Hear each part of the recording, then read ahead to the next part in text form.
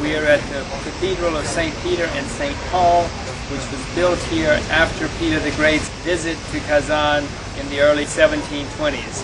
When the Russians finally defeated the Tatars and took over Kazan, it changed world history, Russian history, because the Tatars had been the power in this part of the world for centuries and they had been fighting each other. This monument, this Russian Orthodox cathedral, was quite an accomplishment, and it had all sorts of symbolic value when it was built.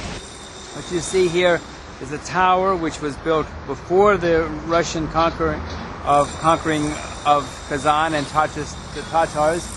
This tower, once the Tsar came here and he demanded that the beautiful princess, Tatar princess, marry him and that everyone convert to Christianity, she refused, climbed up in the tower, and jumped off to kill herself. Whether it's true or not, I don't know. It's certainly a legend of this part of the world.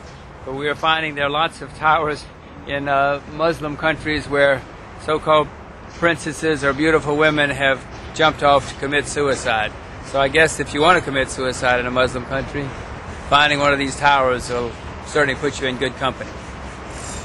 And the house you see behind me, the huge mansion, is the new house being built for the president of the so-called Republic of Tatarstan.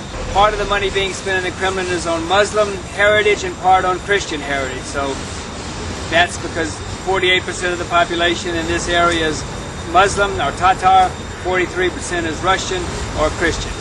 What you see behind me is a new mosque being built, big mosque. When the Russians conquered Kazan, finally, after hundreds of years of trying to conquer the Tatars, they destroyed the mosque that was here in the Kremlin.